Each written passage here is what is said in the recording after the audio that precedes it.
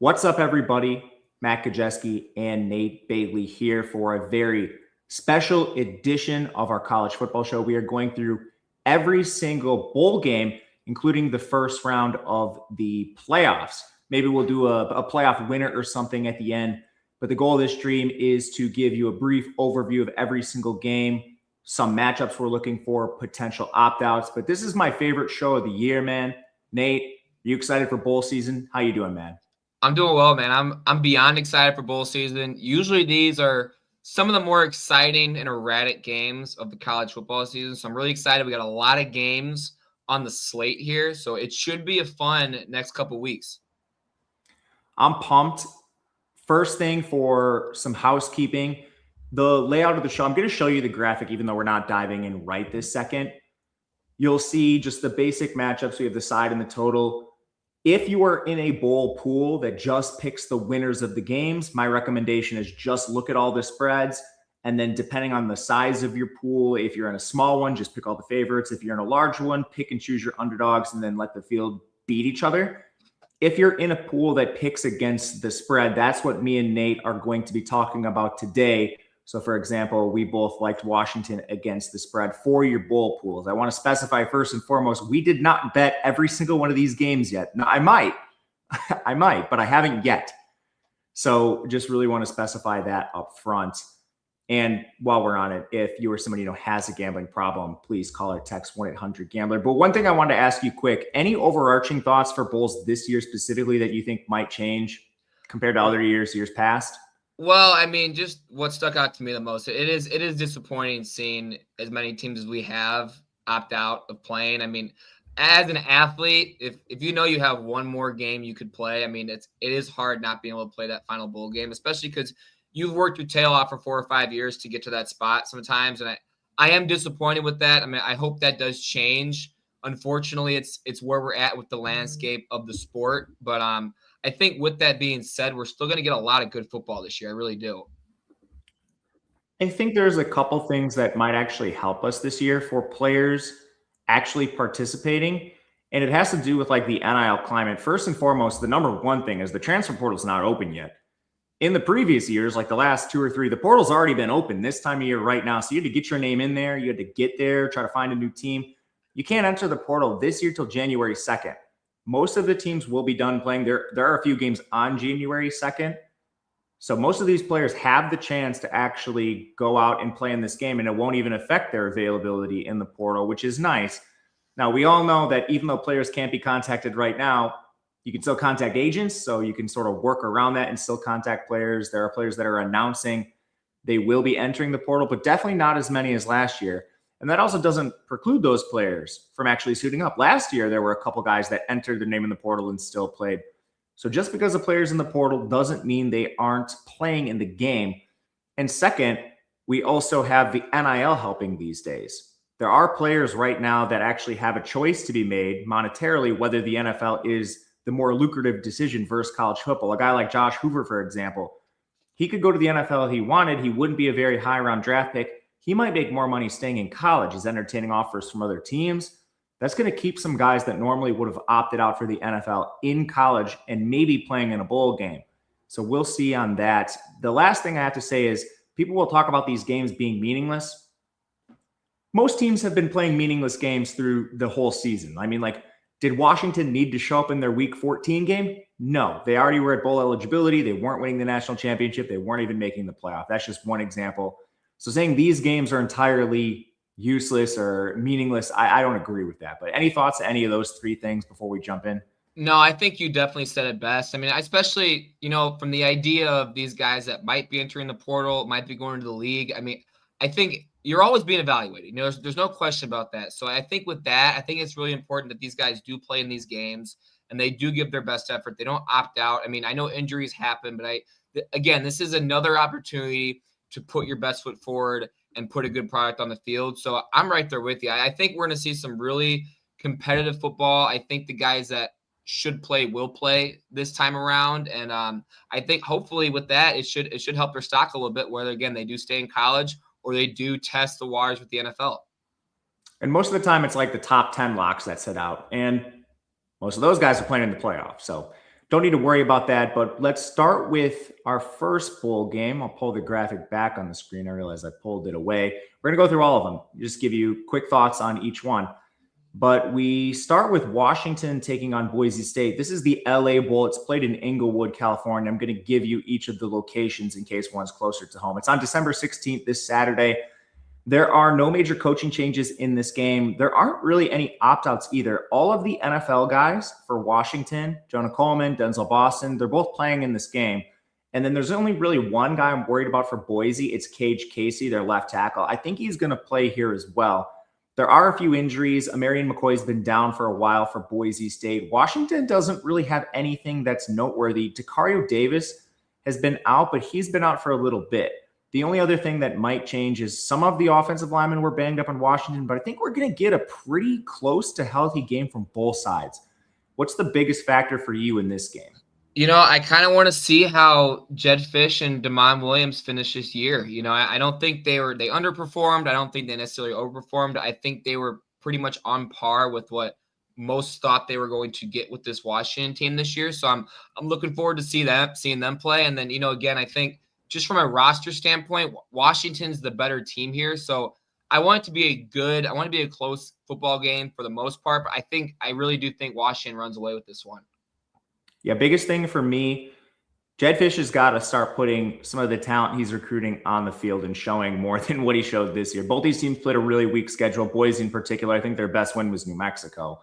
Every good team they played, they got beaten by pretty bad. And I don't think UNLV was really a quality conference championship opponent. They had the weakest schedule in the conference. So I'd like to see them. They even lost to USF, but ultimately I think Washington is going to be a tough opponent here. And I assume some of these recruits are going to be there. This Washington recruiting class, I think, is their best all time.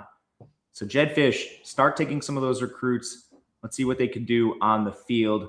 I'm on Washington too. I did not bet this game, but for the sake of the bowl pools, I would be on Washington. Minus the 9 would be my side. What about you? Yeah, I'm right there with you. I do like 9. I like it all the way up to maybe even 10.5. And I might bet this. If Cage Casey opts out, I would be on the Washington side, but also kind of like the over. But anyway, let's go to our second bowl game. We have the Salute to Veterans Bowl. This one is being played in Montgomery, Alabama. So not too far from both these teams. It's Troy and Jacksonville State. The line in the game is 4 points in favor of Troy. The total is 46.5. We don't have a lot of coaching changes on either team. Opt-outs, I think we could see Cam Cook for Jacksonville State potentially test the portal. I don't even know why he went to Jacksonville State. This was a pretty highly recruited kid that started out at TCU, got passed up after his freshman year and went all the way down to Conference USA. That was a bit surprising. He's the biggest opt-out risk, I think, in the whole game. Tabe Meadows did hit the portal for Troy, but I wouldn't be surprised if he plays. He was just the head of a committee at running back. The only other thing to mention personnel-wise, Goose Crowder looked like his ankle turned to linguine again in that conference championship, and they also lost Eli Russ, one of their offensive linemen. So that tentatively has me leaning towards Jacksonville State because they should be healthier. Troy's pretty injured right now, and it seems to me they'll be a little more motivated in this game. Thoughts for you? It's funny because we seem to always be on the Jacksonville State side this year with a lot of these bets. And, some of them have gone our way, some of them haven't. I'm looking forward to seeing how Jacksonville State responds because it was a tough game against Kennesaw, their last outing. And then from a bowl standpoint, this is kind of a quick turnaround this year for some of these teams. So looking forward to how they respond. Troy kept it close with JMU in their title game, but again, with their injuries, I don't really like them particularly in this game, so I'm definitely leaning towards a Jacksonville State side. I'm with you there. This is one I might bet too. These Troy transfer portals are rolling in slowly. Tay Meadows came today, so that definitely changed things a little bit. But Jacksonville State has the better efficiency metrics really across the board, so it won't be a labor at this point. This is one I'm a little more confident in. Going to our next game, we have the Cure Bowl. This one's in Orlando. It is USF taking on Old Dominion. This one a little closer to South Florida, and there's a ton to talk about in this game. First of all, South Florida lost their coach. Alex Golish is now going to Auburn, so you're going to see defensive line coach Kevin Patrick as the interim. Their OC is also gone. So this is kind of a weird situation for South Florida. I think there's a lot of players that might either follow Golish or test other programs, maybe go in the NFL. They haven't had Chaz Nimrod since week 6. I'm really, really trying to figure out if Byron Brown is going to play. He had like some cryptic tweet, like one last game. So I think there might be a chance like Golish is encouraging them to play in this game. There's some others like Mac Harris and Jalen Schuler. They're 2 stud linebackers. Those are worth watching. And then on the Old Dominion side, Colton Joseph, probably the best quarterback in the Sun Belt, hit the portal.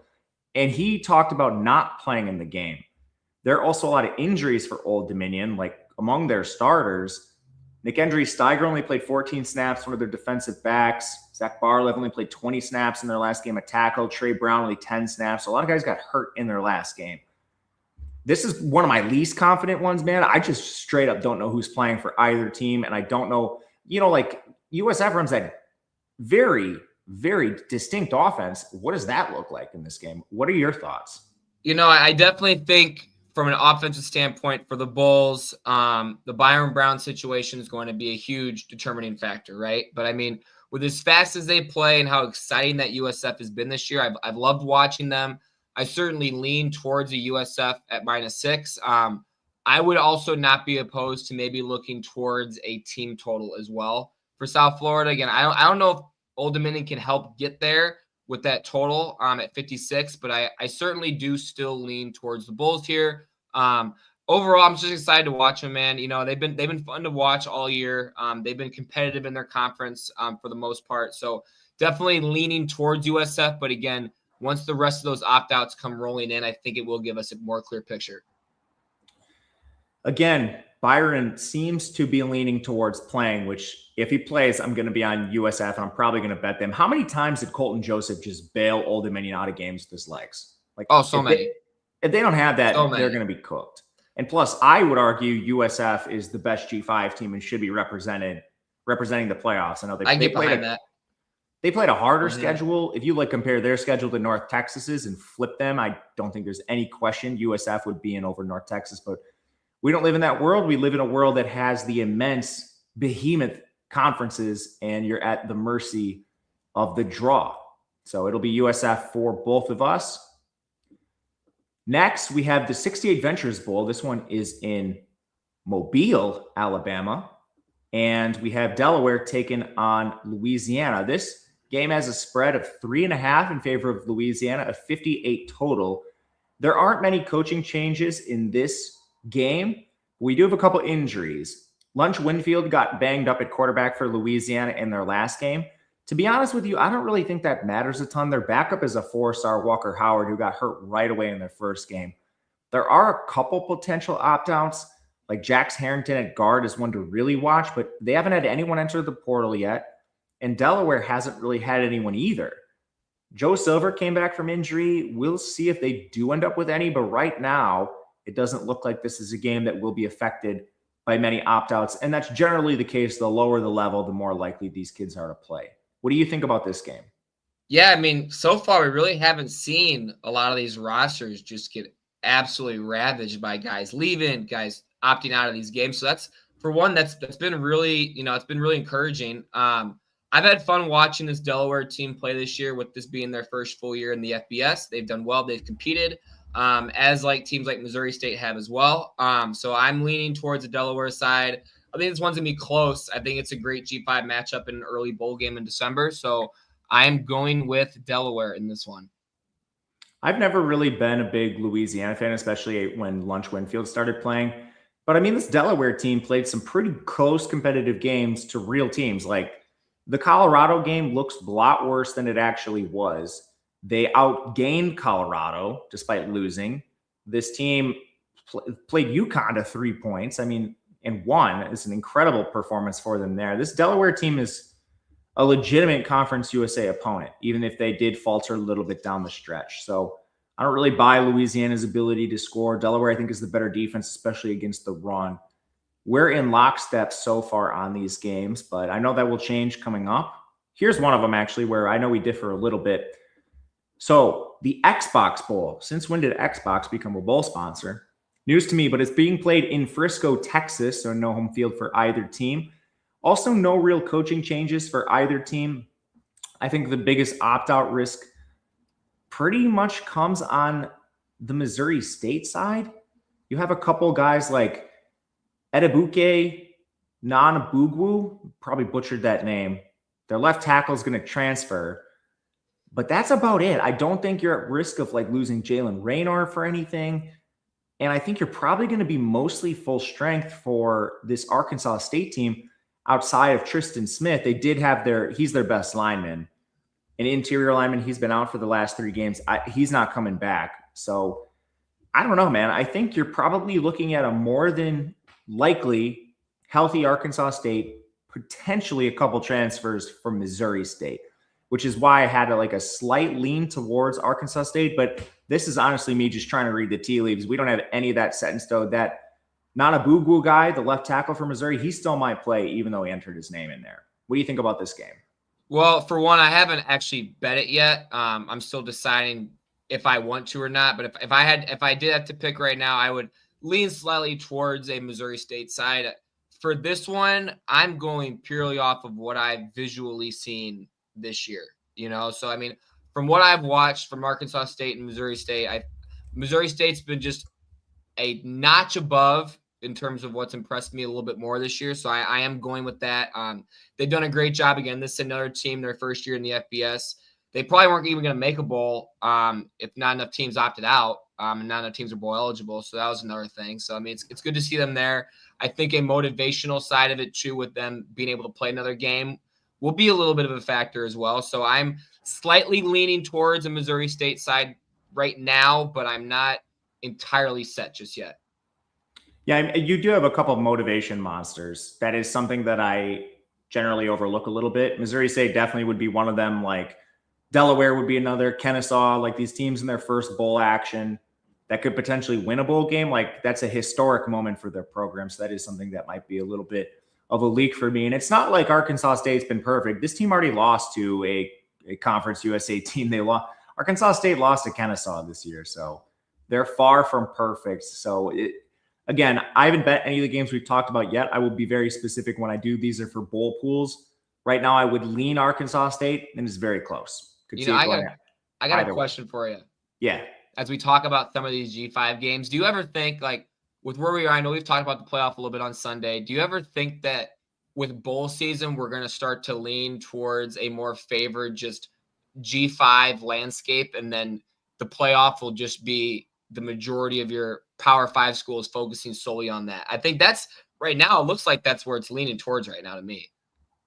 It's going to move that way because all of the money is locked up in the SEC, the Big Ten, and to a lesser degree, the ACC and the Big 12. And I know like the reason the G5 is represented is kind of like a negotiation tactic, but the risk you run by putting some of these G5s in, or even having auto bids for ACC and Big 12, is you risk the SEC and Big 10 just separating. And because they hold all the leverage, if you are like an ACC team, like you don't want that. People are going to be watching the SEC instead of your team. So, I mean, with all the leverage coming from the SEC and the Big 10, I mean, eventually it's going to happen. I don't know when. It's likely a ways away, but I mean, college football is changing rapidly. I think at some point you do see levels to this where the G5 slots in somewhere between FCS and FBS. I don't know how it looks, but that would be my guess. What do you think? Yeah, I'm kind of right there with you. I mean, one thing that is nice to see is a lot of these teams are still playing another game. You know, we've seen a lot of great G5 football, and a lot of it actually has been pretty hard to bet in some spots. So, I mean, they've been all very exciting games. So I am really looking forward to games like this one that we're talking about right here. I think it's going to be a lot of fun. I mean, I love all the G5 games. And that brings us to another one. We just talked about motivation monsters. Lucky Kennesaw State, man. You get to go to the Myrtle Beach Bowl down in Conway. How about that? Taking on Western Michigan. Props to both these teams. Two of my favorite G5 teams, especially Western Michigan. We're not looking at any major coaching changes for either team. I don't think there's going to be many opt-outs. If you did see one, it would probably be Dame Tucker from Western Michigan, their edge rusher. He's been awesome. He's going to get drafted. I don't know how high, but he'll be on an NFL roster. And then for Kennesaw, I know Amari Odom is fielding transfer offers. I still think he's going to play in this game. That's the quarterback for Kennesaw State. The only other thing, Gabriel Benyard, the stud receiver for Amari Odom, got absolutely decapitated in the conference championship. And you mentioned the quicker turnarounds. This one's a little longer for Kennesaw, but still, you're looking at like 2 weeks to come off of what appeared to be a brutal concussion. He's at least questionable for this game. So that leads me towards Western Michigan. I don't know if Kennesaw has the horses to stop that rushing attack is my big thing. And I'm expecting Western to be fully intact. What do you see here? I love Western in this game. Again, my nominee for Wagon of the Year so far is the Broncos right here. Jalen Buckley and the Broncos have done a phenomenal job this year. I'm looking forward to seeing them play. Well deserving of a MAC championship. So I like Western Michigan at 4. I would play that up almost to a touchdown as well. I think they're going to win this one. And I hope it's still competitive, but I do like them against the spread in this one right here. My model has this one close to 10. Again, a lot of volatility because you don't know who's playing, which is my strategy is to take most of these up towards kickoff when we have the most accurate information, because I do hypothesize that fewer opt-outs will occur, but I'm with you on the Western side. Our next game is NC State taking on Memphis. This is the Gasparilla Bowl in Tampa Bay. This game has a spread of 6 points in favor of NC State. The total is 58.5, which kind of surprised me. Memphis did lose their head coach, Ryan Silverfield, so he's gone. They've had a couple transfers, but I don't really think any of them are of consequence. Arrington Maiden, the backup quarterback, hit the portal. And maybe that matters because Brendan Lewis has been battling that ankle sprain, but this should be Brendan Lewis's last college football game. He's not really an NFL prospect, so he kind of fits the mold of, your last hurrah. You're probably going to do whatever you can to actually get on the field. But because of the coaching change, I would really have my eyes open for transfers with Memphis. We haven't seen them yet, but that's at least worth mentioning. And then NC State has some NFL guys. Justin Jolie is going to get drafted at tight end, Brandon Cleveland at defensive tackle. Maybe Devin Marshall at corner. I'm not sure about him, but that's about where we sit now. A couple O-line injuries for NC State, but I think with just the Brendan Lewis last hurrah factor, I'm anticipating Memphis really trying to give this a go despite the Silverfield stuff, which has me leaning that direction. I'll say this though, I don't feel confident. Do you feel otherwise? No, I haven't really loved this Memphis team specifically this year. I know they've had some spots where they have overachieved, but I'm right there with you with the Lewis determination of him being probably his last game, probably not being a true NFL prospect. I do like Memphis in this spot. I wouldn't necessarily pick them to win outright right now if I really had to pick, but I do think they keep this one close. I think 6 is a good number at this point. I really do. The other thing that's kind of hard with picking a side in this game is NC State's still pretty young. Their quarterback, Bailey, of no relation to you, I think, but he's a sophomore. He can't leave. And he's actually one of the few really highly paid ACC QBs. I don't think he's a threat to leave in the portal. So you're looking at a potential NFL QB who will be there for NC State, which makes it somewhat tricky to evaluate. But if you're betting this game, I would take this one down to the wire until you see who's actually playing. For now, I would lean Memphis. Anything else? No, that's it for me right now. All right. Next bowl we have, this should be a weird one. The famous Idaho Potato Bowl in Boise, Washington State, Utah State. At least they keep some teams out west. Washington State lost their head coach. Jimmy Rogers was only there for 1 year. He's over to Iowa State now. Their DC, Jesse Bobbitt, I think he's going to be the interim coach. And I don't know who's going to call plays because the OC is leaving too. Utah State's coaching staff is intact. There are a lot of obvious transfer candidates from Washington State. Jimmy Rogers is one of these guys who basically took his whole team with him. So he came over from South Dakota State last year, and I don't know, 2/3 of their roster was FCS guys. Now I'm wondering how many of the FCS guys follow him to Iowa State. And I don't have the answer to that. Isaac Terrell is really the only opt-out concern right now, but I wouldn't be surprised if a lot of these guys leave. Utah State, I don't think is at risk of that at all. Mendenhall's an awesome coach. I think this team's going to be fully intact, man. I'm pretty close to just taking Utah State straight up against the spread for my own portfolio, and I certainly prefer this side for bowl pools. What about you?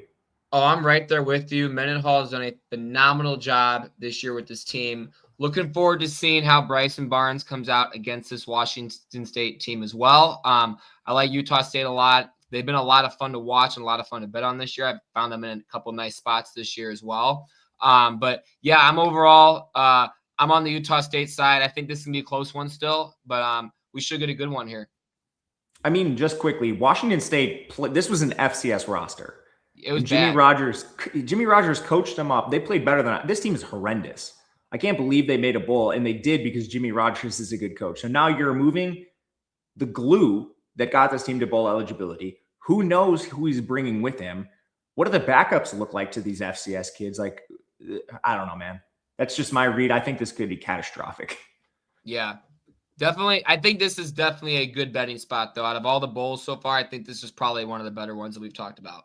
And I haven't laid it yet. There's only 3 games I've bet so far. We'll be clear on them. But yeah, I'm close on this one. All right. Louisville, Toledo. I think our first Power 4 team that we've talked about. This is the Boca Raton Bowl. Obviously in Boca Raton. Not close to either team.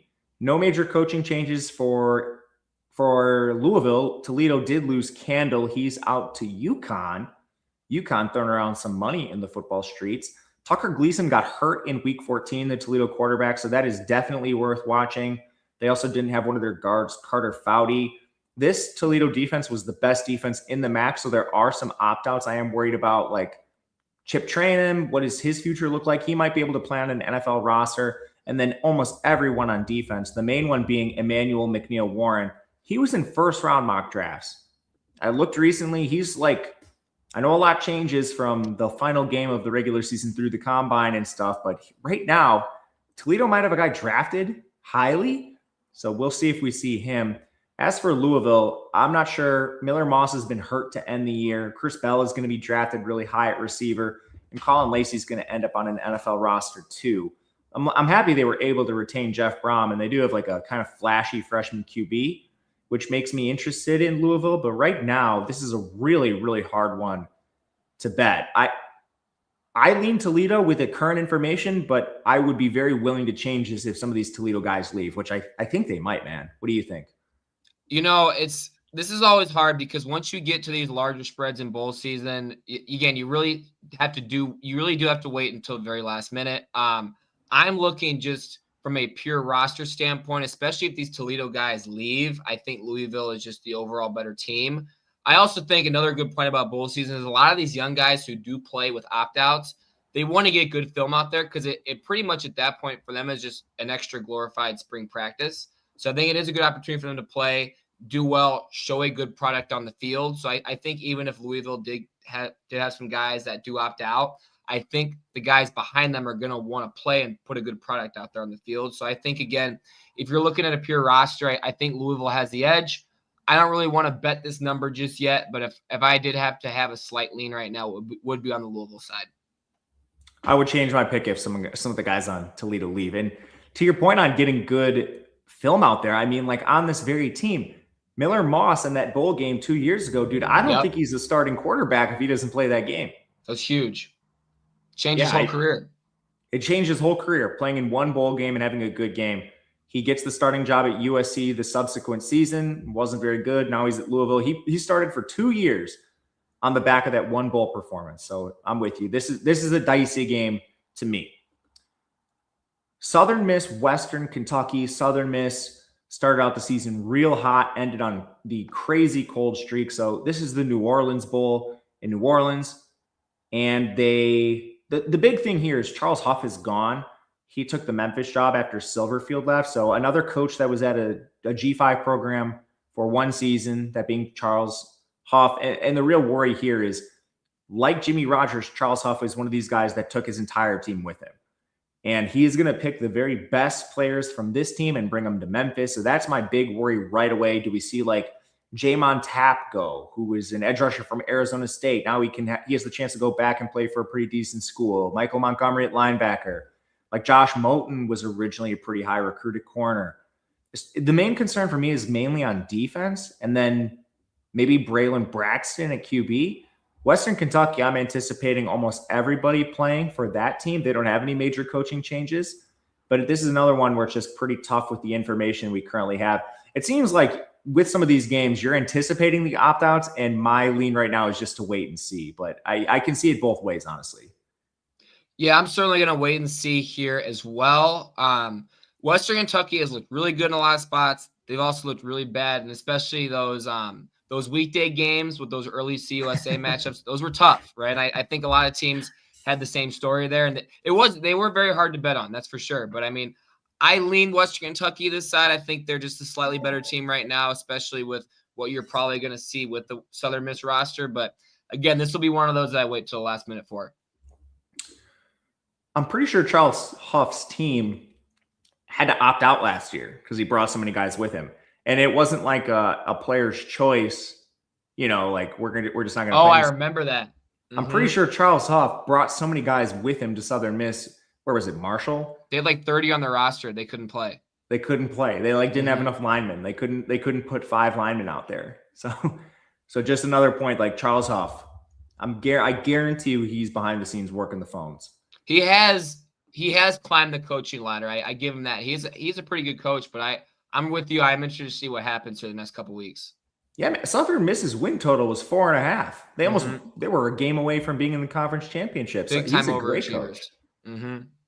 But anyway, let's move it to UNLV and Ohio. This is the Frisco Bowl in Frisco. UNLV has no major coaching changes. I don't think they really have any risk of opt-outs. Maybe Jaden Thomas tests the transfer waters at running back, but I think this team is going to be pretty intact.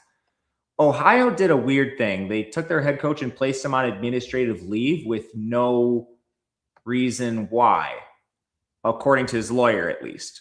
I don't know. I don't really think you're at risk of many opt-outs for either team, but this weird coaching situation for Ohio is just, I don't know. I'm curious what's going on behind the scenes. I'm obviously not privy to that information. But the story with UNLV, of course, is this team can't play a lick of defense.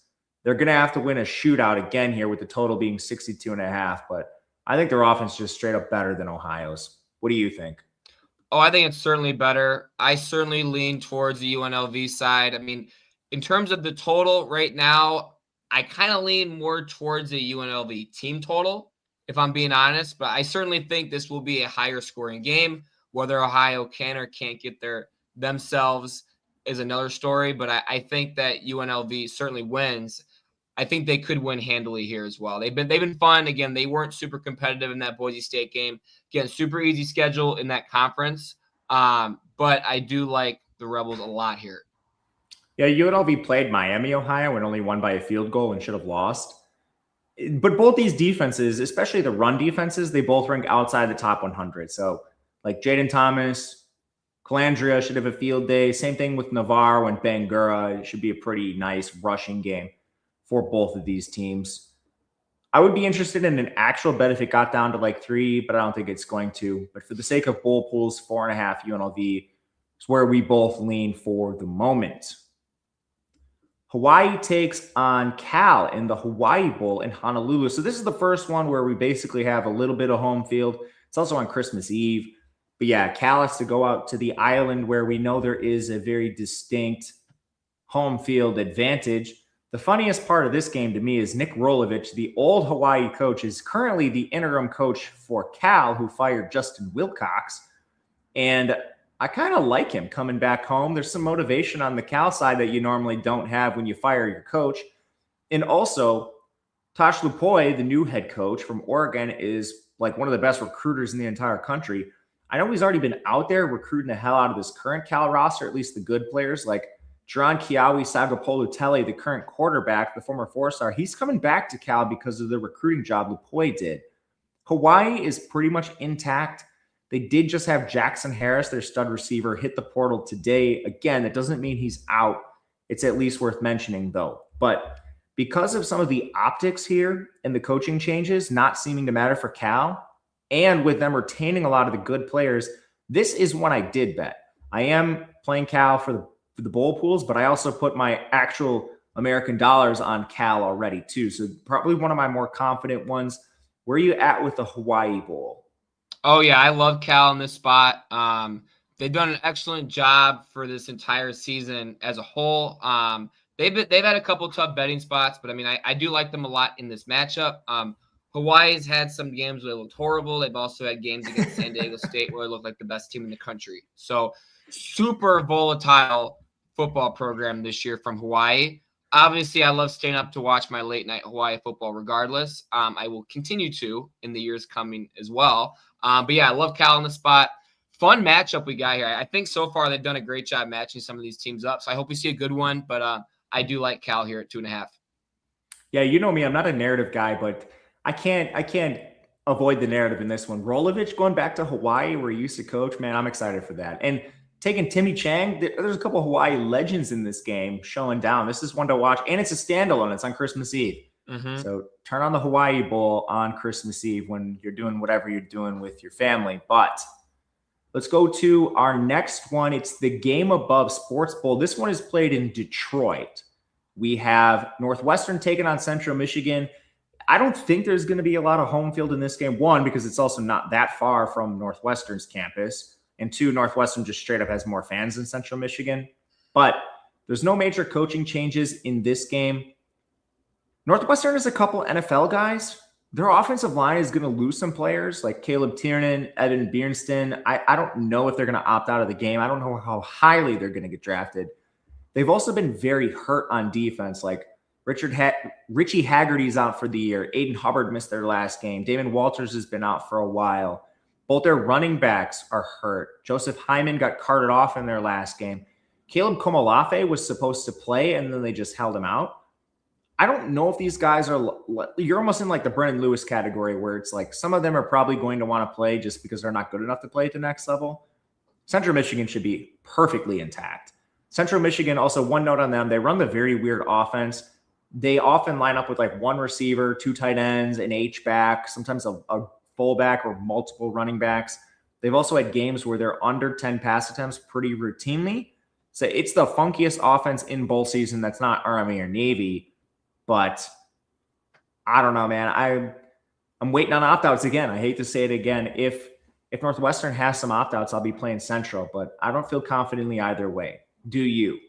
No, right now I don't particularly feel confident about either side here. I'm kind of the same as you, kind of wait until we see what happens towards the very end here. I mean, if I had to really look on paper and what I've seen optics-wise from both teams this year, I lean towards Northwestern just because, for one, Northwestern's overachieved in my mind from what I think a lot thought they were going to do within the Big Ten this year. And then Central Michigan has just looked like your typical MAC school the entire season, especially against how they've lined up for the most part against some of these other teams in their conference, right? But again, I would slightly lean towards Northwestern. Again, I think they've done a nice job.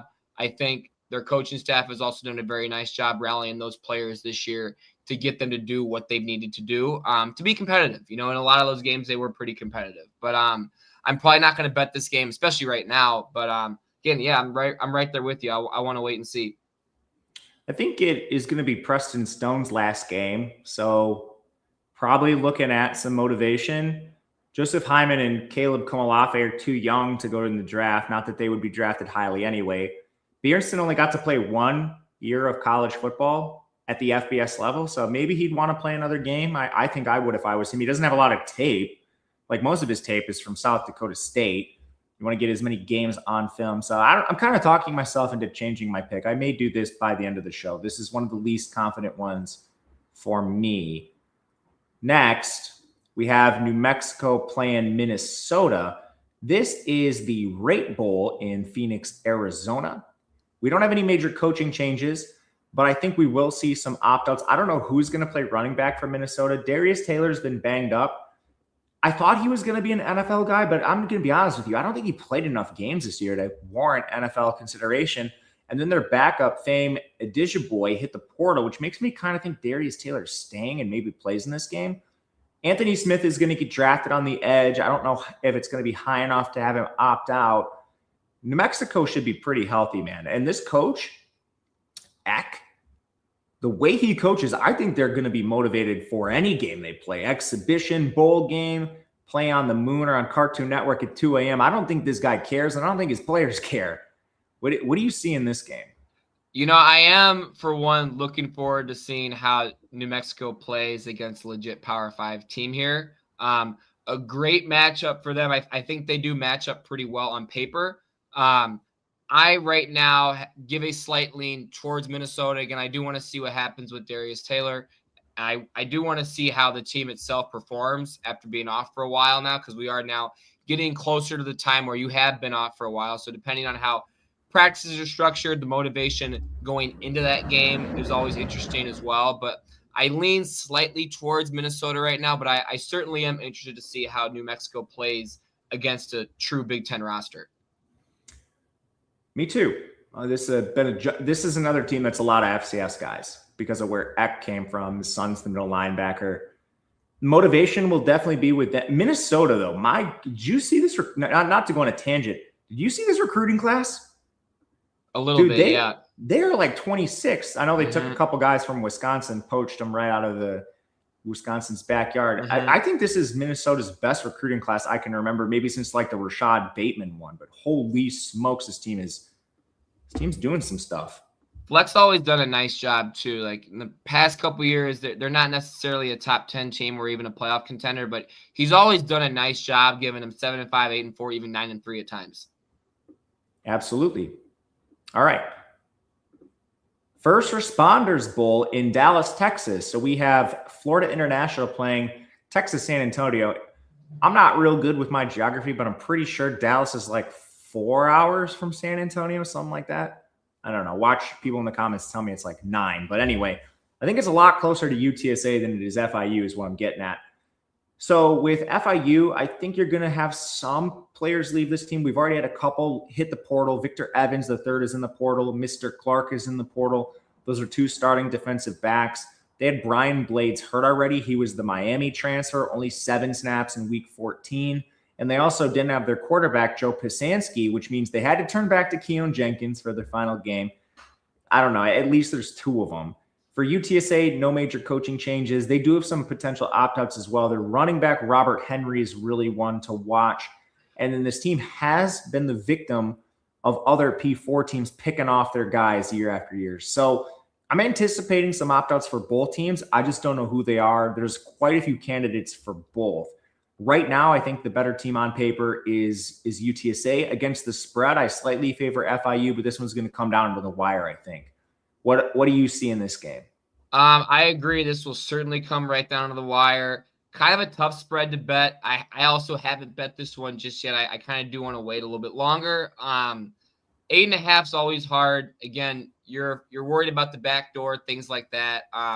I picked this one right now solely on the fact that I faded FIU so much this year, and I would like to continue to do so, depending on the circumstances. But I do slightly lean towards UTSA. I certainly think they're going to win. Certainly think they're a slightly better team on paper right now. But yeah, that's kind of where I stand at this point.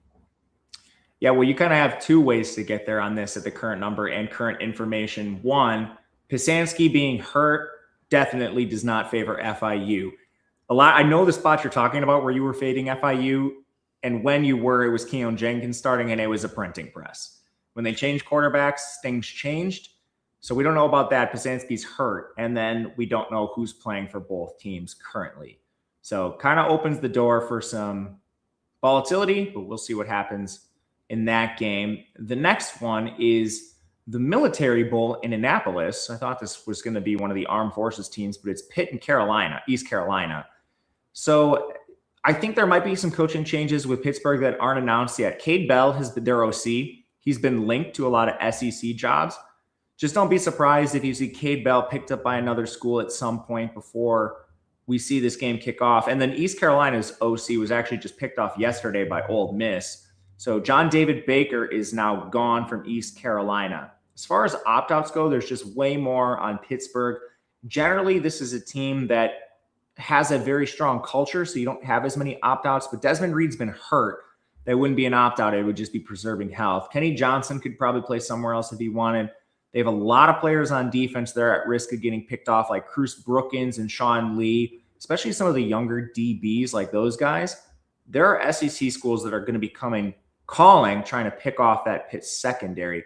As As far as East Carolina goes, the only thing I'm really worried about is like John David Baker trying to poach like Anthony Smith or Yannick Smith onto the Ole Miss roster.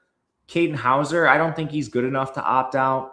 So we'll see where this comes in. But I'm a little worried about Pitt's roster right now. I do think they're certainly the better team, but kind of what happens with Cade Bell could shape things for me. Oh yeah, I mean, I certainly think they could win this game handily. But again, I definitely do think this is another one we do need to see a little more information come in. But I do think there's still a slightly better roster. I think a lot of East Carolina guys do play because again, they are coming from one of those smaller schools in the grand scheme of things where they do want to put a good product out there. So I certainly like Pitt to win right now, but I still am a little bit hesitant on this 6-point spread. East Carolina is a good culture too. I don't want to say Pitt is a good culture, not mention East Carolina's, but I'm with you on the talent. And part of it is like some of this Pitt team where the talent resides is young. If they can pay and keep these guys on campus, like Mason Heinstle's not at risk of going into the draft. Like Cruz Brookins is a redshirt sophomore. Sean Lee's a freshman. They started a lot of freshmen in their secondary because of injuries throughout the year. So say guys like Taman Lyon or, I don't know, Rashad Battle, some of the 6-year guys do decide not to play in this game. They actually do have some experienced younger players. So that's at least worth mentioning. But we're in lockstep here. The next game, this is a fun one. Maybe people won't be excited because of how bad these teams were. But I'm kind of happy they took Clemson and Penn State and shoved them in the Pinstripe Bowl. Got to go play in the Bronx. That's your penalty for being so bad compared to expectation. Clemson's running out the same old coaching staff next year, it appears, probably changing out some position coaches.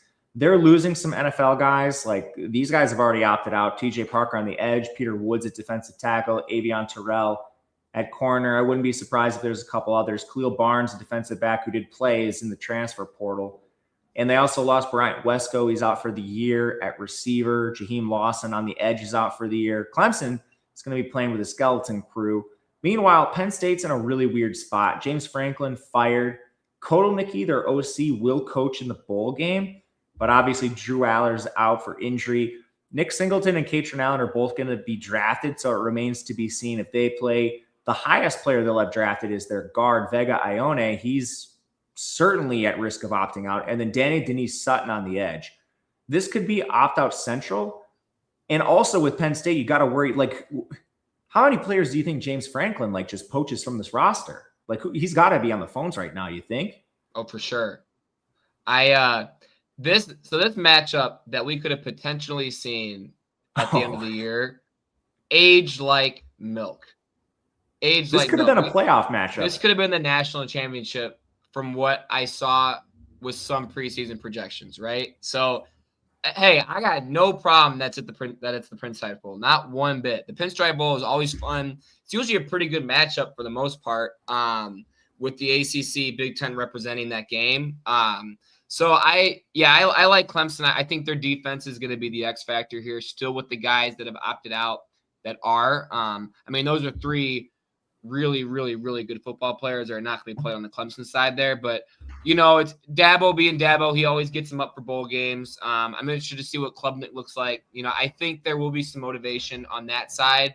But I'm going with Clemson. Slight lean right now. I wouldn't necessarily bet it just yet, but slightly leaning towards a Clemson side right now.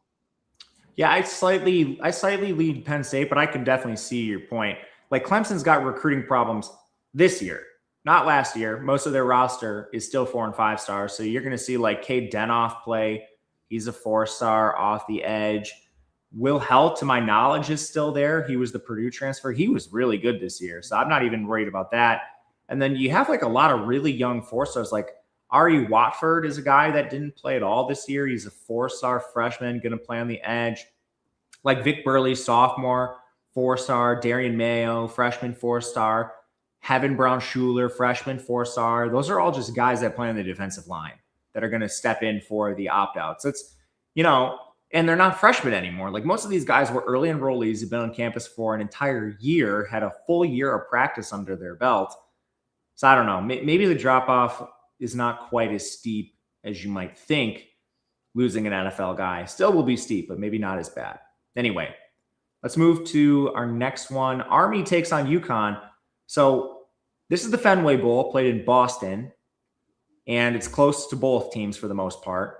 UConn lost their head coach. He's over to Colorado State. That was one I forgot to add on the show sheet, so excuse me. They're going to have a lot of guys transfer. I actually bet this coming right out of the gate, and I had to buy out of it just because of all the opt-outs and transfers this team's going to have. I won't go through the laundry list, but I'm expecting a lot of guys to leave the program and head over to Colorado State. I'm expecting some others to potentially get some late NFL looks, like who knows what happens to Fainano at quarterback or Skylar Bell at receiver. Army, meanwhile, you know what you're getting. It might not always be the most talented, but this team's going to run the triple option. They're never going to have a single opt-out because of the way their program is structured. And if teams are like going through coaching changes and not fully prepped for the game, I think there's a chance Army can actually knock off UConn, but it's going to come down to who plays. Right now, with the current roster, I favor UConn, but I could see this switching if you have Mora taking anyone over with him. What do you think? Oh, yeah, I'm certainly on a UConn side right now. One good point about the armed forces schools in these bowl games, right? If you have a team that has more than a week to prepare for them, sometimes, not all the time, you see them have very good success with them on the defensive side because they have more time to study the triple option, figure out how to defend it. If you get 2 or 3 weeks sometimes, and what we saw with Notre Dame having a whole offseason when they played Navy in week 0 a few years ago, you figure that triple option out a little bit better, right? Because regardless of what anyone says, it's not going anywhere. It's one of the hardest offenses to defend in college football and in any football in general, right? So if you do get a team like UConn, they have a few weeks off from their last game. They have more time to study, watch film on this triple option. I do think you can see some more success on your defensive side of the ball with that. So that is one good point to think about in a game like this. But again, depending on what we do see with these rosters as a whole, right now I do lean towards the UConn side. Me too. And the extra prep is really important to your point. UConn played one option team this year. It was Rice. They lost on a week. That was on a week prep, though. They're going to have more than that this year or in this game. So we'll see what UConn. It's hard. It's hard to defend. So, I mean, you give props to Army, Navy. Every school that runs a triple option, it's very hard to defend. They all run it very well. So interested to see what this looks like after a little bit more time to prep. Rest in peace, Georgia Tech. Mm-hmm. All right. Those were the days. Fresno State, Miami, Ohio. This is the Arizona Bowl played in Tucson. This game has a spread of 3.5 in favor of Fresno, 42.5 total. Expecting Fresno to be fully intact. The only guy I think that's really at risk of leaving is Alzillian Hamilton, their corner. Maybe Rayshawn Luke or Finn Claypool. Those are the running back and edge defender, but I don't think so. Miami, Ohio's losing guys left and right. DeQuan Finn quit in like week 11. I don't know why he did that. But Adam Trick hit the portal after today. His like 7 school? Dude, he's going to the NFL. Allegedly. This guy thinks he can play in the NFL? Allegedly. Dude, I think he graduated high school the year I did too, which is crazy. He is definitely in his 6th year, if not 7th. I don't know. But I just can't believe he opted out in like week 11 to go try to play in the NFL. Anyway, the players that actually are at risk of causing a ripple effect for this team are Adam Trick on the edge and Cam Perry at receiver. Both are in the portal right now. I don't know if they're going to play in this game. They also could be without both their linebackers. Corbin Hondrew, he was hurt, didn't play in the conference championship. And Malcolm McCain got hurt 5 snaps into the conference championship. So that's at least worth watching for Miami, Ohio. Coming into the show, I was going to be on the Miami, Ohio side. Then we had these injuries and these opt-outs, and I reran the model, and it made it like Fresno State -6. I was like, damn, I got to change my pick. So here I am in lockstep with you on the Fresno side. What do you see in this game? Yeah, I think we just see a slightly better team here with this Fresno State matchup. You know, I mean, Miami, they haven't looked phenomenal by any means throughout most of this year. I haven't really had very good success betting them at all. So again, this is another one for me, just from what I've seen visually so far this year. Fresno State's looked a little bit better in my eyes. And again, depending on what we see with some opt-outs that do come in here at the last minute. Right now, I lean towards the Fresno side. I haven't taken it yet, but I probably will here. In the chat, DeQuan Finn left Miami early to prepare for the UFL draft. You're not wrong, buddy. You're not wrong. That's probably true. But, all right, here's the main event. Halfway through the show, it's the Pop-Tarts Bowl, spurned by Notre Dame. So now we get BYU taking on Georgia Tech. BYU was able to keep their coach with the crumble money. Props to BYU. Seems like Utah is, now a pioneering state with how they're approaching football. But anyway, the Pop-Tarts Bowl is in Orlando. Georgia Tech did lose their offensive coordinator, Buster Faulkner. He's now the Florida OC, and that could be a sneaky big loss. Buster Faulkner is a wagon offensive coordinator. But there are some potential opt-outs. Haynes King, Jamal Haynes, Eric Rivers, Malik Rutherford, Keelan Rutledge. Like, those are all offensive players, most of them skill players. A couple on defense, too. The thing with these guys are, like, how high is Haynes King really looking at getting drafted? I think this falls into the camp of, all right, let's all go out there. It's our last college game. We really have the chance to do something fun here. And then on the BYU side, most of the players are so young, I don't think there's any real opt-out risk. LJ Martin is probably the biggest one at running back, but otherwise they got a freshman QB. The biggest risk with him is he sprained his ankle in the conference championship. Fortunately, this game's on December 27th, so quite a long time to heal for Bear Bachmeier and the receiver Chase Roberts. But what do you see in this game? It's going to be fun. Yeah, I'm kind of excited about this one particularly. I think this is one of the better matchups that we're going to see in bowl season. I'm thinking it's going to look kind of like a shootout here. You know, I hope it does. I hope it's a really fun game that we get to see. I lean Georgia Tech kind of to what you mentioned with it's going to be a lot of these guys' last real go in college football. You don't really know where a lot of them are going to get drafted particularly. So I think it's going to be a really strong effort from Georgia Tech.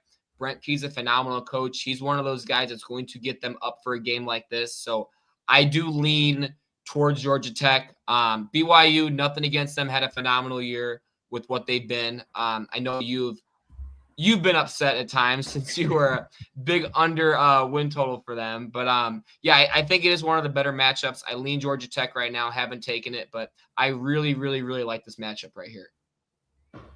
Yeah, I don't feel confident in it. Georgia Tech just played Georgia really close, and BYU has not played anyone this year, so that still leaves me nervous. But anyway, this is where I would go for the bowl pool at the moment. Don't feel great about it. It's lower on the confidence spectrum. Next up, New Mexico Bowl. This one's in Albuquerque. San Diego State takes on North Texas. Biggest thing to watch here, who plays for North Texas? Their head coach is off to Oklahoma State, and they're going to lose everybody. Drew Messamaker is going to be gone. Caleb Hawkins is going to be gone. Their freshman stud running back. He also got hurt in the conference championship, and it didn't look great. His shoulder, his arm was like hanging limp down the side. It's not great. Wyatt Young, their 1,000-yard receiver, he's going to be gone. Both their linebackers, all conference backers, they're going to be gone. Patrick Smith-Young, their stud safety, same thing. Now, does that mean this game? That's the question we don't have the answer to. San Diego State's not at risk of losing as many players, maybe like a Lucky Sutton, but they're not really looking at many portals right now. Coaching staff is intact. I mean, it's just going to come down to who's playing. I mean, we don't have any information on North Texas right now, but they're going to lose a lot of guys this offseason. What do you think here? You know, North Texas has been a phenomenal story this season. Their offense has been exciting to watch. It is surprising that their rush defense is 63rd in the country because watching North Texas defend the run this year has been like pulling teeth. So, again, they've been really exciting. I lean North Texas right now. I'm interested to see how San Diego State's defense matches up with this team because North Texas is a very shootout-oriented team, and San Diego State's not. So I think this is one of the more interesting matchups as well, maybe not in terms of pure talent, but in terms of contrast of styles and kind of what we're going to see from both these teams. But I lean towards North Texas slightly right now, but I am very excited about this matchup here as well. I forgot to mention Chris Johnson. He's an NFL guy, so we'll see if he goes. But you could see if everyone plays in this game, like Chris Johnson versus Wyatt Young could be really fun to watch. When Chris Johnson didn't play, San Diego State, forget who they lost to, but it's like one of their most recent losses. I guess I can find this out. I have the information. Was it Hawaii? I think it might have been Hawaii. Did they lose to Hawaii? They got smoked against Hawaii. Yeah, that was the game. 38-6. Yeah. No Chris Johnson. I bet San Diego State that game too. I couldn't forget it. So did I. Micah Alejado had a good game. But yeah, you were down your NFL corner and everything collapsed for them. So Chris Johnson could be the linchpin that keeps everything together for San Diego State in this game. But I'll be He's on good North too, Texas. dude. He's good, man. Mm-hmm. I don't know where he came from, but he's going to get drafted. That's for sure. Virginia, Missouri. Now we're getting into some really fun ones. Some teams that were on the cusp of hitting the playoff. But this is the Gator Bowl. It's in Jacksonville. Virginia's coaching staff is intact. They haven't had many opt-outs. Jason Prevard was a rotational corner. He's the only guy right now. They're definitely at risk of losing a couple more. And then their stud left tackle, Mikhail Bulle, got hurt in the conference championship. They also didn't have their stud linebacker, Cam Robinson, missed the whole game. Missouri, no coaching changes. They've had a couple guys battling through injury. I'm curious to see if Pribula decides to gut through it another game on the ankle. But you're going to see like a couple guys get drafted. Both their tackles, Caden Green, Keegan Trost, both their edges, Damon Wilson, Zion Young, all of those guys could go to the NFL. Toriano Pride and Jalen Catalon in the secondary could potentially go to the NFL. I don't know if they had good enough seasons to be drafted highly enough to potentially opt out of the game, but it's going to be another one of those. Missouri's definitely looking at more opt-outs than Virginia right now. So what do you see in this game? You think Chandler Morris goes? I think he probably will. I agree with you. I think he will too. I think if I had to pick a spread right now, so obviously right now I lean towards Virginia. I think Mizzou will probably win the game. My biggest concern is how Missouri is going to be able to pass on this Virginia defense. Like their pass offense has looked horrid the past few weeks. I've always been a fan of watching Mizzou football, so that part has just been frustrating to watch, But I'm very concerned what that offense is going to look like against a pretty solid Virginia defense. So sole reason of why I'm picking Virginia against the spread right now. But this is another one. I think it's going to be a great matchup. I really do. Yeah, I agree. I wouldn't be surprised if the spread narrows a bit. I just want to see if Pribula plays in the game. That'll be huge. And if he does, they need to start letting him take some more shots because their offense has just been so conservative with him the past few outings. And I know he's been battling some injuries here, but it's a bowl game. You got to let the guy take some more shots. You just have to. Agreed. Turn him loose. Throw it to Kevin Coleman. Throw it to Oligbo. Let's see the freshman ball out. Would love to see that. All right. This is the Texas Bowl. This is played in Houston. So we've got a team in Houston playing LSU basically at home. They're in their home city at the very least. LSU is a mess.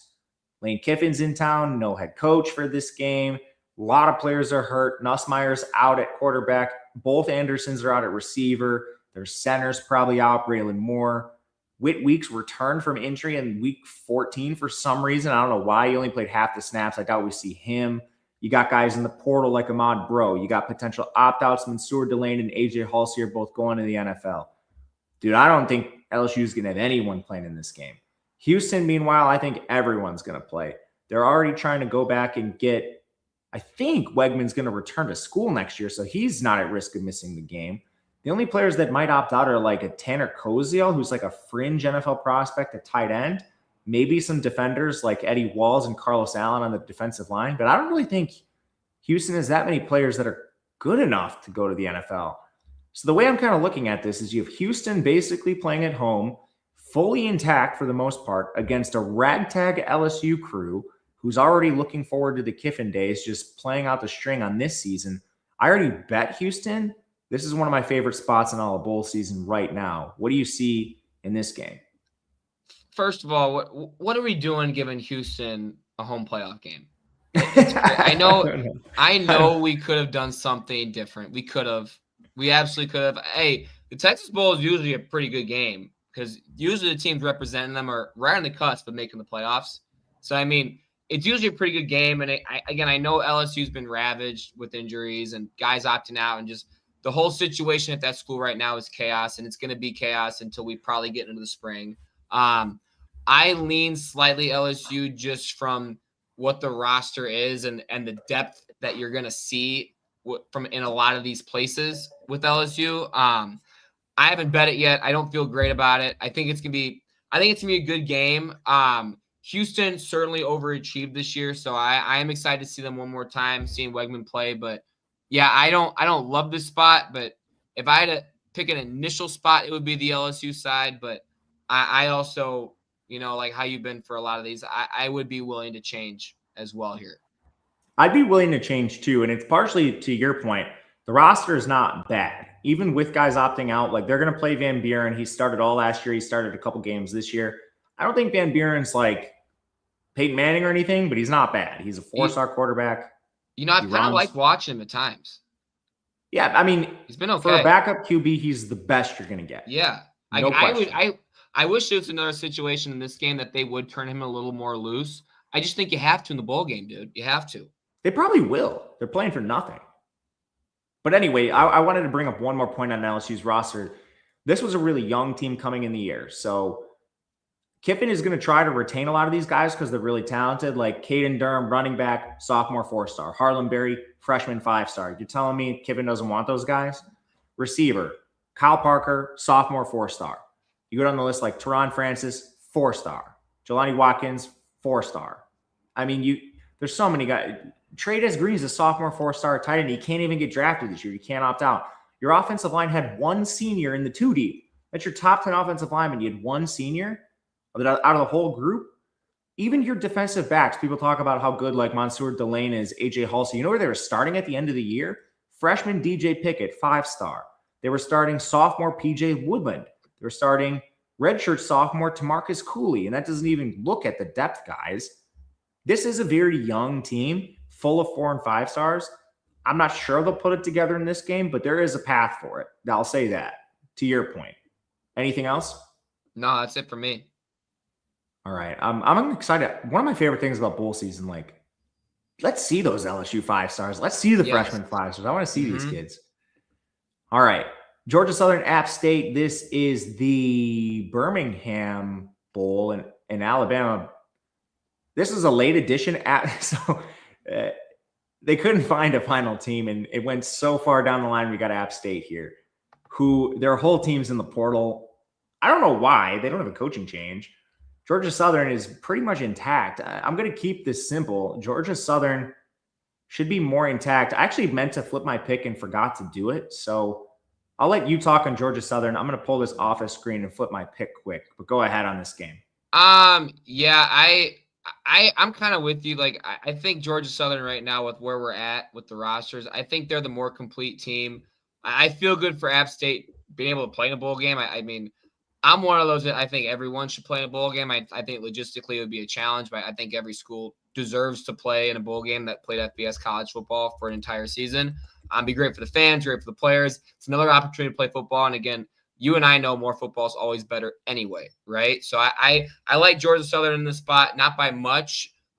Certainly if I had to pick, if I was doing a pick'em league for bowl season, I would pick Georgia Southern to win. Short spread, I'd pick that as well. I haven't bet it, but I probably will there towards the end. But yeah, I don't think we're going to see a lot of crazy opt-outs, anything like this with these two rosters. So yeah, I got a slight lean towards Georgia Southern right now.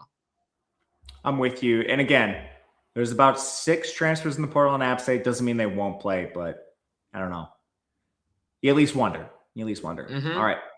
Let's go to the Independence Bowl. Louisiana Tech plays Coastal Carolina. This is in Shreveport, Louisiana. So I don't know how close that is to Louisiana Tech's campus, but could be a pseudo home game. This is just me not knowing my geography.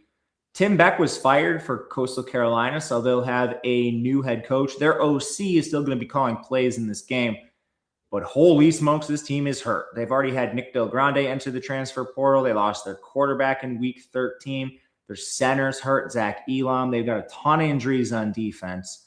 Louisiana Tech, they've got a lot of guys in the portal too. Basically, their entire starting secondary is already in the portal. One of their starting linebackers, their starting running back. They're going to lose more guys. And I think this is just Louisiana Tech being poor, man. This happened they haven't changed their coach. I just don't think they got a lot of money to pay these kids. This happened to them. The same thing happened last year. They lost like half their roster to up transfers, which credit to this coaching staff. But my goodness, man, who's going to be playing in this game? I'm like half tempted to just not even put a pick on the screen. What do you see here? I picked this game against the spread from the sole reason of it's just a hard number to bet. And you know, bowl season, again, we see erratic things left and right, you know, and I think Coastal Carolina, they've been okay. They have not been great by any means this year. And it's funny because I actually really have liked watching this Louisiana Tech team play a lot this year, and I actually found some great success betting on them in a few spots. But I'm right there with you, man. Louisiana Tech has a lot of guys in the portal right now. Again, which I don't think we see at all. So right now I lean towards the Coastal side. Haven't played it yet, but again, if I did have to pick, that's kind of where I'm at right now. Let's not spend any more time on this game. It's just a mess. Also, that's the game that used to be a major Power 4 game between two teams. So that kind of shows you how bowl season's evolved as well. Luckily, we get some power teams here in the Music City Bowl, Nashville. So it's kind of close to Knoxville. I think this is like a 3-hour drive. I've actually made that drive. So this one I have more experience with. Definitely not home field, but Tennessee could travel if they wanted to. It's definitely closer than Illinois. This game should be awesome. No major coaching changes really on either side. I don't think you're at risk of a lot of opt-outs. It's kind of just like Joshua Josephs for Tennessee. I don't think really anyone on Illinois is that new guys at least are at risk of opting out. Like Miles Scott's been hurt for most of the year. So Xavier Scott, been hurt most of the year. So he can't opt out. He's already hurt.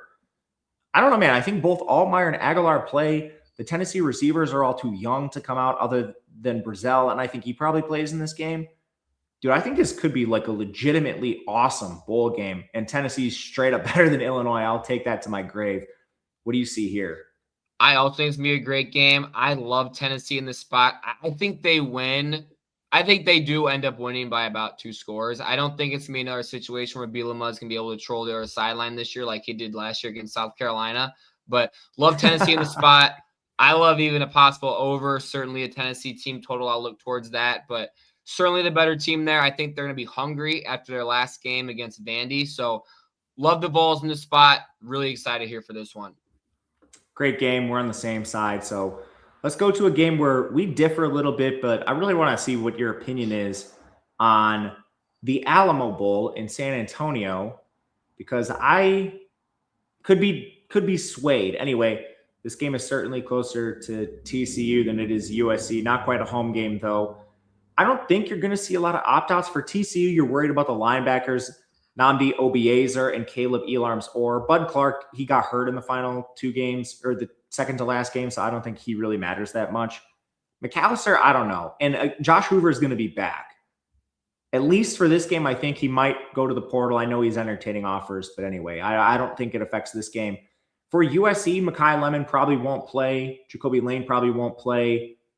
They did have a couple of injuries towards the end of the year. Now this is a month away, so maybe you'll get back like Elijah Page, your left tackle, Killian O'Connor, your center, Alani Noah, your guard, both your safeties, Bishop Fitzgerald and Kamari Ramsey. All those guys missed the season finale, but again, a month off is a long time. So kind of working with incomplete information. If some of those guys miss, you could convince me on a TCU side, assuming Hoover does not portal, which is a big concern right now. What do you think? From a motivational standpoint, this has got to be a game that Lincoln Riley wants to win. Because right now, if we're looking at the product of football that USC has put out, it's probably been underachieving to most, right? So, again, I know we don't want to look too far into narratives, but I certainly think this is a game right here that he's going to really, really, really get them fired up for. And again, I still think even with Lemon and Lane probably being out, I do think USC's receivers are probably still a little better than TCU's corners that they're going to throw out there. So, I mean, TCU's had a phenomenal year, especially on the defensive side of the ball. I still think from a talent perspective, USC has a slight notch above TCU if we're looking at talent matched up from one way or another here. So I lean towards the USC side. I think it's also going to be a good game. I know USC will be without a lot of their key pieces that they had this year. But, again, from a narrative standpoint, I really do think Lincoln Riley is going to want to win this game. I do. This could be our Tanuk Hines Marvin Harrison game. You remember when Ohio State had everyone opt out, and it was the first time we saw Marvin Harrison play. He had 3 touchdowns. Oh, I do. Yep. Yeah, that was in the bowl game for Ohio State, and then Marvin Harrison went on to be Marvin Harrison. Mm-hmm. Tanuk Hines, man, he could be thrust into that number 1 role here. He's solid, man. He's been fun to watch. I think Maeva plays. I think he should. Do you think Maeva goes in the draft? You know what? Maeva, he's got 1 year if he wants it. I think he needs to come back for one more. And if he does, I think he'll be at the top of everyone's Heisman board in the preseason. So they got Hassan Longstreet, their 5-star freshman, right behind him. I'm just curious there's like a chain effect. USC also has had a phenomenal recruiting class the past couple of years. They're number one this year. Number one. They've done a phenomenal job. How the hell did they get the number one recruiting class? Well, you're in probably the best pipeline in the country for SoCal? Talent. Yeah. Yeah. Probably the best. If not modern top day. 3. Yeah. All right. Vandy, Iowa. This might be the game I'm most excited for. I would guess it's the same for you. It's the ReliaQuest Bowl in Tampa. No, I don't think we're going to get a lot of opt-outs, man. You tell me on the Iowa side, but I think Pavia is playing. Stowers, I don't know. Jordan White, their center, I don't know. But it's going to be Pavia's last game. Do you think Iowa's going to have any opt-outs? Well, the good thing is, man, like usually with the Hawkeyes, even their top NFL prospects, they want to put the black and gold on one more time. You saw it with Higgins and Campbell when they had to play in their bowl game. Those guys play, and those were phenomenal NFL draft prospects. So, I mean, these guys, they usually want to play one more time for Kurt, right? There's no question there. With what you're getting, I think this is a phenomenal matchup for Iowa's defense with that Vanderbilt offense. I think Pavia is going to struggle against that pass rush. I think Llewellyn, guys like that, they pin their ears back and they just go for it in this last one. So I love the Hawks in this spot. I don't even mean that from a biased perspective. I think they have a really good opportunity to win this game outright. I would like to see that number maybe get a little bit higher just to bet it for the insurance policy. But again, I love this matchup. This is probably, again, my favorite matchup of bowl season so far. So I think it's going to be a great game. I think you're going to see the most intact Iowa roster that you probably can. Because, again, you have guys like Gronowski and Weechen, guys like you mentioned, Llewellyn, guys like that who are going to play. You're going to see all of them, right? So you're going to see the best product from both sides here. You really are. I was waiting to see what you thought about the opt-outs. I'm with you if these guys play. They have a Vanderbilt 71st in run defense. Like, how are they going to stand up to Dunker, Jones, Stevens? I don't think they're going to, assuming they're all out there. Or even like 4 of the 5, I guess. One good point to mention, too, in Iowa's last game against Nebraska, a lot of their DBs were younger. So I am interested to see how this younger secondary does match up against a pretty formidable receiving core and obviously Stowers with Vanderbilt. I'm hoping – I love Iowa State's defensive staff. Can we please just see a spy on Pavia? Please. Oh, they'll do it. Yep. We need at least one guy to spy. We have to. No one in the SEC did it. Yeah. Knowing Phil, he has almost a month to prepare for them. He'll get them right. And Pavia's doing the media tour, so we'll see. Yeah. All right. Duke, Arizona State. There's only a couple left here before we talk about the first round of the playoff quickly. This is the Sun Bowl in El Paso on New Year's Eve. No major coaching changes. Arizona State must be broke, man. They're losing all their guys. Levitt's hurt, so it doesn't really matter, but he's portaling. Their best corner's portaling, Javen Robinson. Their left tackle's portaling, Josh Atkins. I don't think they're playing in this game. Duke, I think, is going to have everybody, other than maybe like Brian Parker, their left tackle or their right tackle. He might go to the NFL. But I think Mensa is going to play. He's too young to come out. Arizona State's kind of a mess right now, man. And Tyson, I don't think plays. He's going to the NFL. There's a couple other guys that might test the NFL waters. I don't think they're done losing players. I think this team is a little rough financially if they keep losing all their good guys to transfers. I'm kind of interested in Duke. What do you think? I don't feel great about this spot. Honestly, if anything, I say we just get an over and we get a great game. You know what I mean? Because I don't really have a lot of trust in this Arizona State team right now. And, Duke, they won the ACC. That's great. I think Manny Diaz is still trying to vouch for them to make the playoff right now, and that's fine. And they had a good year. He's a great coach, and they've done some exciting things. But I would love just a good old-fashioned shootout in this game. Arizona State just got ravaged in terms of their roster right now. So we'll see what happens with that. I haven't taken a side. I haven't put real money on it yet. I lean towards ASU right now, but that's kind of That's kind of where I stand. I would love to see it over. Jeff Sims he's take been us okay. Home. I mean, he's been pretty dynamic with his legs this year. So, I mean, he's been okay. If it's one more game for him, he's in like his 7th year too. I'm sure he wants to have one more go at it. Yeah, he's done after this. Done. Yeah. All right. Texas, Michigan. This is the Citrus Bowl in Orlando. Awesome game. I'm a little worried about some opt-outs. Texas fired their running backs coach. They had CJ Baxter hit the portal. I think you're going to see Michael Toff maybe opt out at safety, Ethan Burke on the edge. But Texas is pretty young, man. Their offensive line can't come out yet, most of it.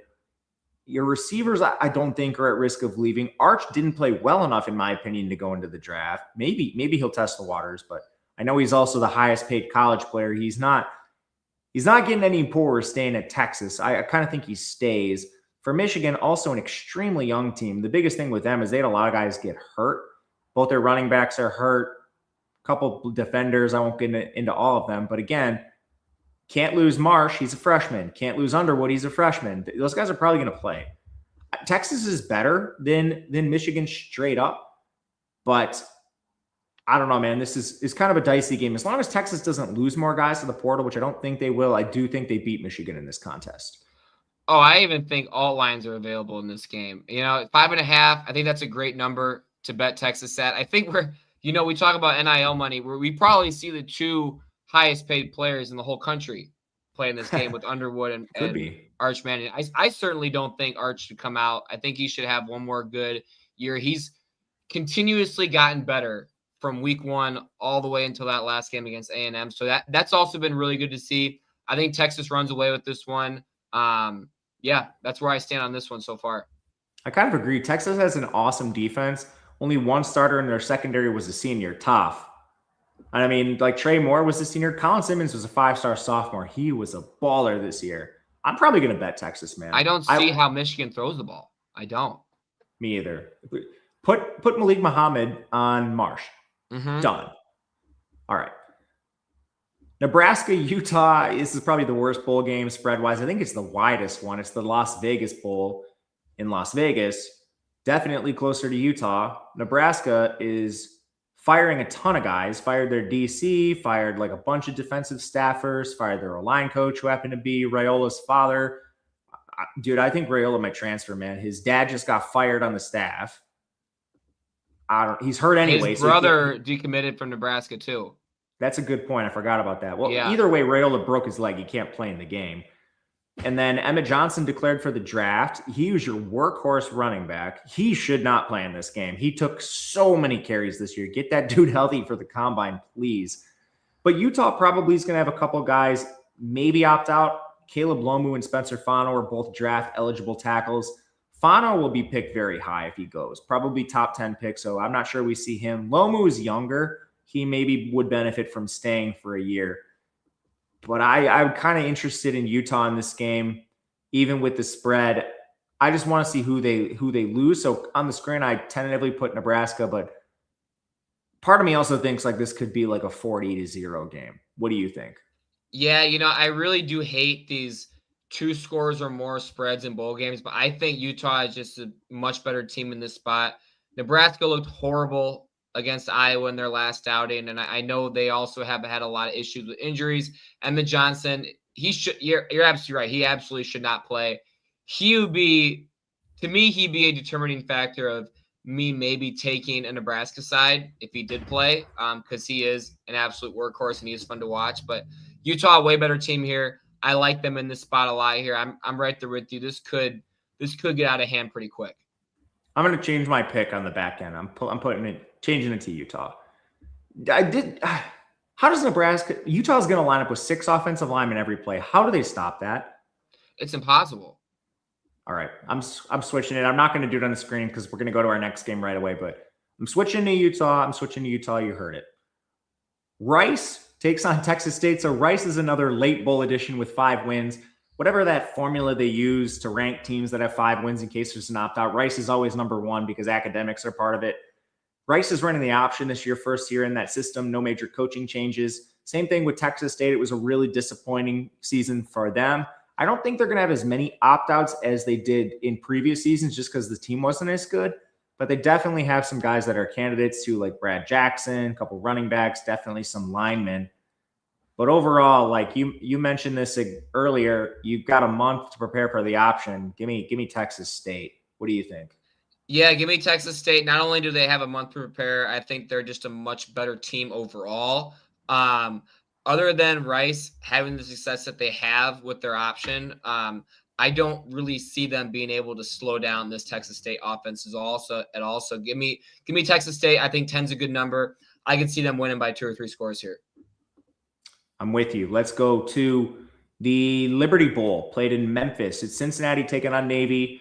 Copy and paste the Army analysis. Navy is going to have their entire roster. Navy is going to be fully motivated. They're not going to lose a single player. This line has moved a ton. It opened around 6. I think there might be some information you and I are not privy to because we haven't gotten the Sorsby transfer. We haven't gotten some of these opt-outs yet. We haven't gotten the Golday opt-out. We haven't gotten the Corleone opt-out. I think there might be some information behind the scenes that you and I don't know. Because if all these guys playing, I'm on Cincinnati. If the line movement is showing something I don't know, then I can see how we get the spread moving Navy's way, which it absolutely has. What do you think about this game? Yeah, I still like the Cincinnati side. I mean, Navy's had a phenomenal year. I'm excited to see them play in this game coming up here on Saturday, but slight lean towards Cincinnati right now. Again, I would like to see more information come out here, but overall, again, the Cincinnati team, I think, has overachieved from what their expectations were in the preseason. So I like them in the spot. I also think this is just going to be another phenomenal matchup that we see here. I do. I agree. They don't have any coaching changes on Cincinnati. See, prep should be there. The line movement just really confused me. Anyway, yeah. Let's go to the Duke's Mayo Bowl. We have this game played in Charlotte, North Carolina. Mississippi State, Wake Forest. Mississippi State is a 2.5-point favorite. Mississippi State is a really young team, man. So they don't have the luxury, or I guess it's a problem. They don't have the problem of older guys going to the NFL. A couple players get picked off from their team usually, but it's just that, like, last year they lose Mario Craver, but that's about it. They just don't have that many good players. They're sort of sitting in this like no man's land range of the SEC where, yeah, their best are going to go. But then the 4-stars they have were like looked over by these big schools. So they don't get picked off as easily. Kamario Taylor started for Blake Shapen in the last game and looked awesome. I'm excited to see him play. I don't think Wake Forest is very good. I think the wins they do have are the benefit of playing in a very weak ACC conference. I don't think Wake Forest is good at all. I'm on Mississippi State. I'm probably going to take this as long as they don't have players leave. What do you think? Oh, yeah. I don't think Wake's very good at all. I mean, Mississippi State, this is just another perfect example of a 5-7 SEC team still being better than the majority of another conference. Beat Arizona State. Yeah, I mean, they've had a great year. I mean, for what it's worth, I think Levy's done a phenomenal job with them. I mean, this was arguably the worst team in the country a couple years ago. You know what I mean? So they've certainly turned things around. I am looking forward to them in this matchup, having the opportunity to be in a bowl game from a narrative standpoint. This team will be fired up, ready to go to have another game that they thought they weren't going to get a couple weeks ago. So I like Mississippi State here. I'm probably going to take this line as well, especially if it's at 2.5. Wake Forest played in the ACC, and then their non-con was Kennesaw State, Western Carolina, and Oregon State. And they almost lost to Kennesaw. They won by 1 point. Yeah, they were down. And Kennesaw played their backup quarterback. I don't know. What do we really know about Wake Forest is what I would ask, and I don't think we know a lot.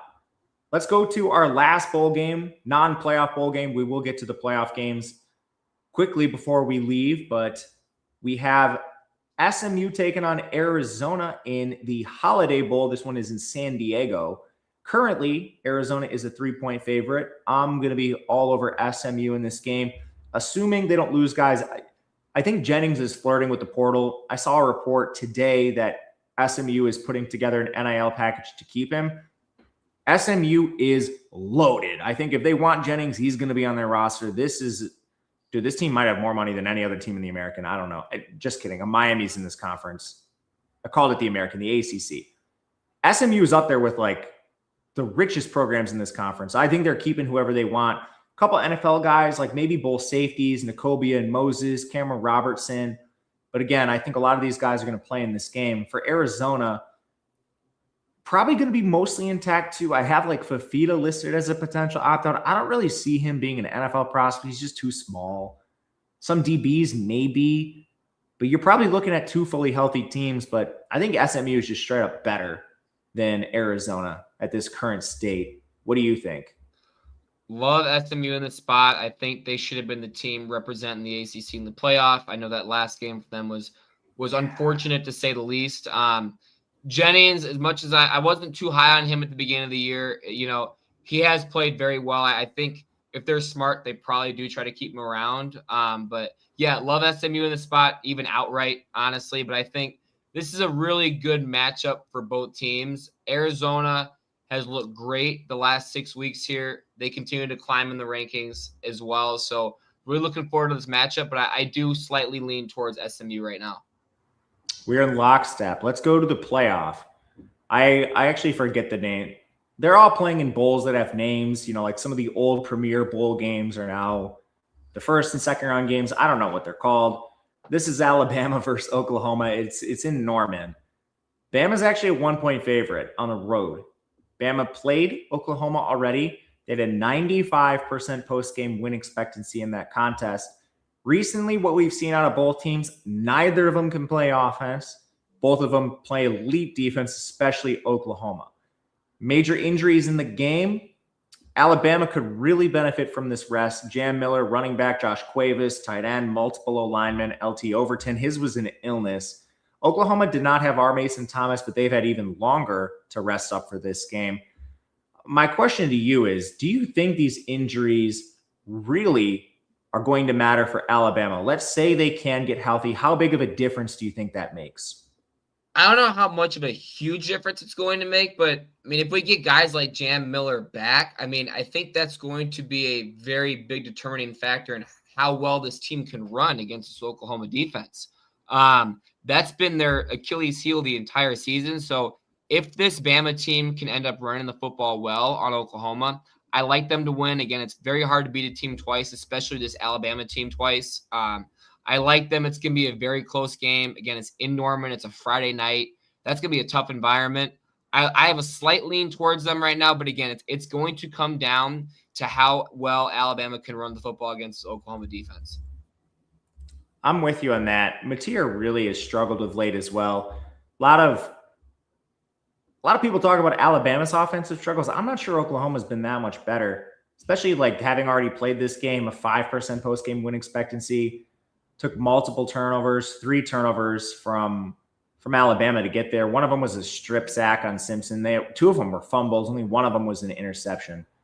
Living off turnover luck is a dangerous game. I tentatively side with Alabama, but my model makes this minus 0.7, so very little value on the actual spread. For bowl pools, it'll be Bama, but probably not taking this game in real life.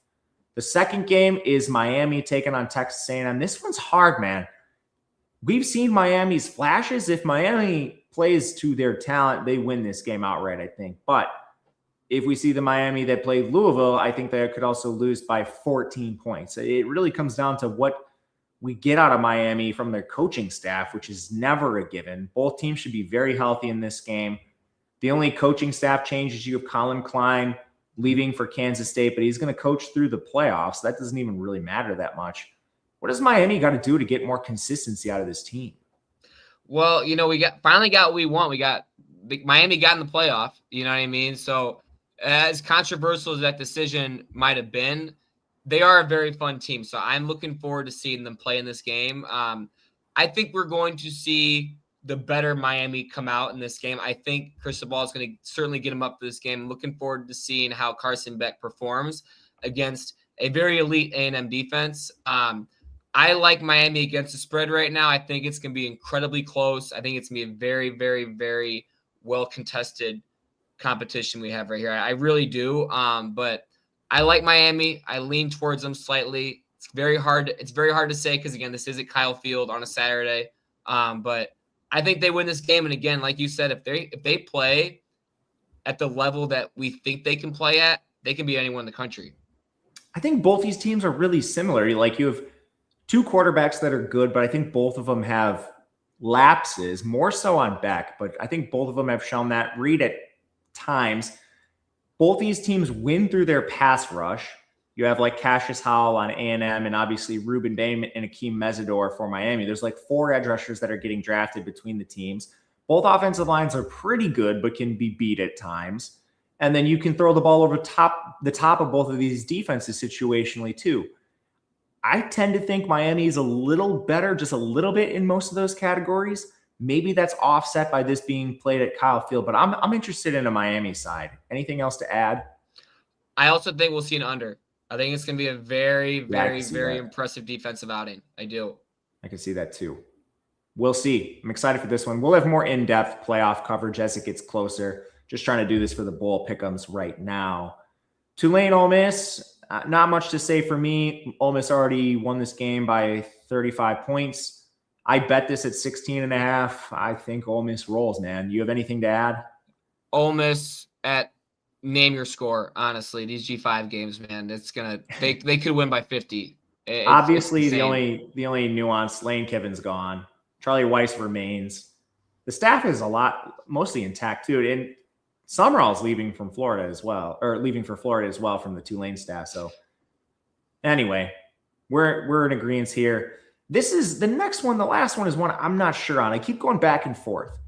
James Madison and Oregon. Once it crossed 21 is where I started to hesitate.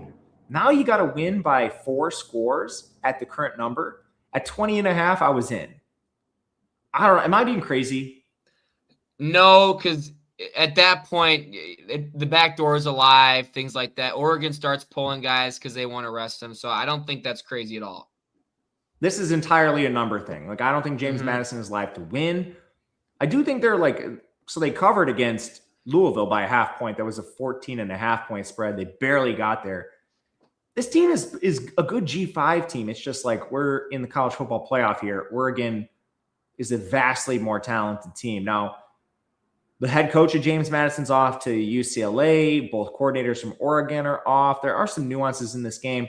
But the reason I kind of think the back door is open is like we saw this when Georgia played Georgia Tech. Didn't respect him as an opponent, and that was Georgia Tech. They held guys out of that game by just – they didn't need to play him against Georgia Tech. And obviously the game was a lot closer because of that. They didn't cover because of that. But, dude, like Oregon has a chance to probably hold out DeCorian Moore again, hold out Gary Bryant. Like I don't think those guys play.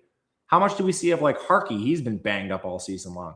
You were gifted a 3-touchdown spread against a G5 team. Like, do we think Oregon steps on the gas? I mean, that's my angle. They absolutely maybe don't even need to step on the gas to beat them by 21, but I don't know, man. I mean, their second and third team can go out there with how deep that roster is right now and still win by 2 scores. At least. Yeah. All right. So that was all the first round games. The last question I wanted to ask is, now that we've sat with the bracket for a little longer, do you have a national championship pick? Yeah, I still like Ohio State over Indiana in a rematch. You know, I think what beat Ohio State the most in that last game was, again, a couple things. Lack of just pure effort and motivation on both sides, and they had a lot of mistakes with fumbles and missing field goals. I think they cleaned that up. I don't think they'll win by a lot by any means. I think it'll probably be a 7 to 10 point win, if anything, if it's even that large. But I do like Ohio State to win in a rematch. I think I'm on Georgia. Georgia, okay. Mm-hmm. And if you're betting good. Futures, I think the futures that I like the most are Georgia. You can find them around plus 500. Shop it, obviously. Miami, 16-1. But I don't know about that. I think Georgia would be my favorite one. I don't know. I'm talking myself more and more into the SEC, but I'm gonna sit on that for a while, see if things change, injuries change. But I think that'll do it for us. Mm-hmm. Nate, any last words? Thank you for doing this, my man. Oh, yeah, this is great. I'm looking forward to bowl season. It's going to be a blast. We'll be around. Not sure what the schedule will look like. We'll definitely have some in-depth breakdowns, probably some recaps, especially once the playoff gets here. But otherwise, thank you guys for joining us. We'll be back again soon. But until then, good luck. We'll see you guys later.